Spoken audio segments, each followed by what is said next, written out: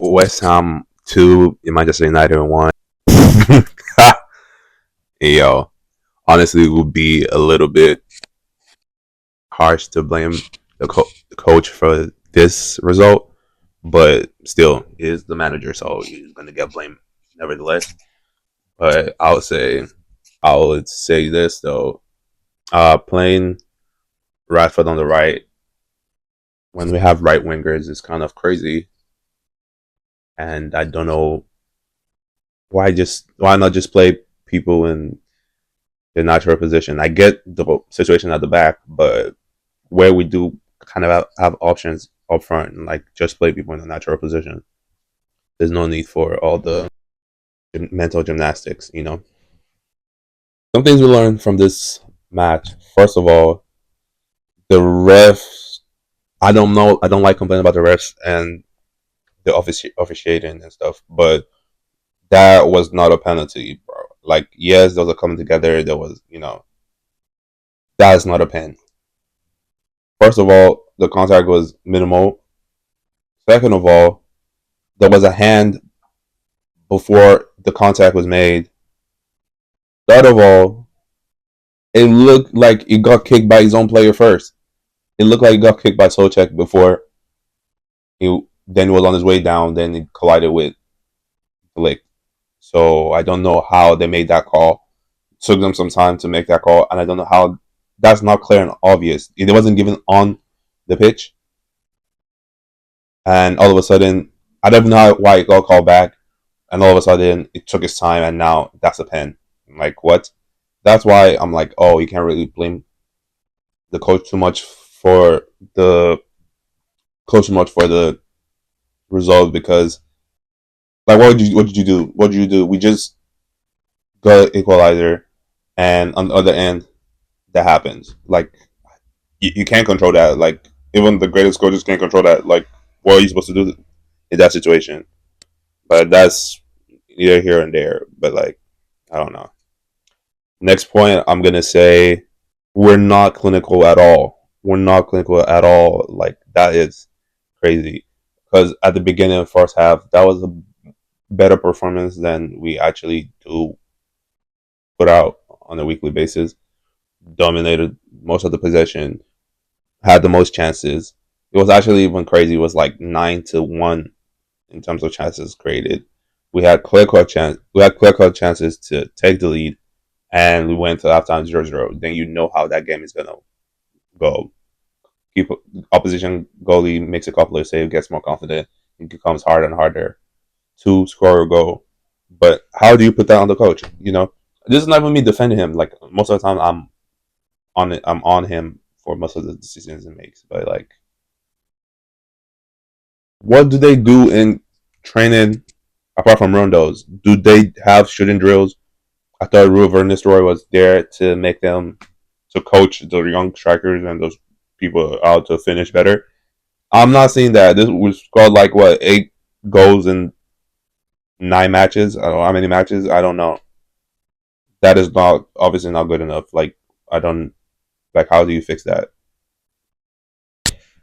One of the positives, if you can take a positive from a loss, or 2-1 loss, that should be really home and dry by the second half, is Casemiro's resurgence, which is kind of like why like you made us get another defensive midfielder for 50 odd million just for you to start performing better. That's insanity. But Casemiro lately has been getting back there to at least like I'm not saying he's like at this moment it's like a world beater again, but I'm saying like at least the performances he's putting out is you can hold your head up high and say I came on the pitch and performed and did my bit, and he got a goal too. Like it was even not making people in the middle of the park overhead kick passes to Garnacho. I'm like, oh, okay, what this Casemiro I'm watching, but all that goes away because we lost. But it was really a good performance from him. And yeah, second, Xerxes had an impact on the game. We lost. I keep have to reiterate that we lost, so it's not like, oh yeah. But yeah, came on. I think he got an assist for Casemiro, and backs that up with the assist he got at the assist he got midweek, which we also didn't win. But at least he's putting some things on the board, and I hope that builds his confidence and he's able to push on. And we should not be in this position with the way we played, with the amount of chances we had, the way we looked. We really should not be in a losing position. We really should not even go behind to begin with. I feel like our defense, Dalo's defensive position, and it's kind of bad. I don't want to single-handedly pick one player, but because we've been having this problem for a while. Dalo, I don't get it, man. Like, I really don't. And he had a good chance to score, and he didn't even hit the target. He didn't even get over the ball. He shot it high and wide. What was that? How do you blame a coach for that? I don't know. Number one, I'll say Garnacho's goldfish memory. I don't want to pick on a player, especially a young player. He has some different moves, but I feel like most of the time he's doing the same thing over and over again, expecting different results. And in a game, once the defender gets the mental edge on you, that oh, that move again. I already got the ball off of you. I bounced you off the ball, and you're going to do that again. I'm going to do it again. I'm going to bounce you off the ball again. You know. But most of the time, I feel like he keeps doing the same moves over again with no actual result. Yeah, he gets goals sometimes, but if you're getting a goal from 7 chances, 6 chances, that's not good enough, especially at this level, especially at this club. But doesn't mean he's terrible. I'm not saying he's a terrible player, but I'm just saying if you have Rashford and Garnacho, play them both on the left. Play one at a time. Substitute one for the other. On the right, play Ahmad, who is actually a right winger.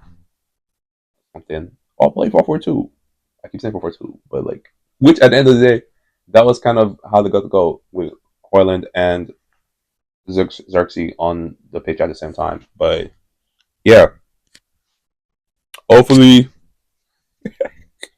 our next game is Chelsea. Hopefully, we can do something there because I know this team they're gonna put the most shameful performance, and when you expect them to be down on their butt and lose, and oh, it's finally over, and you're all ready to pack it in, they'll try to reel you back in and come up with a win, and you're oh, if I say something now, I'm gonna be the negative one. But hopefully, we can win again. Onana made some good saves again today. He's been steadily improving from what I'm seeing. But yeah, that was it for the video. And I'll see you in the next one.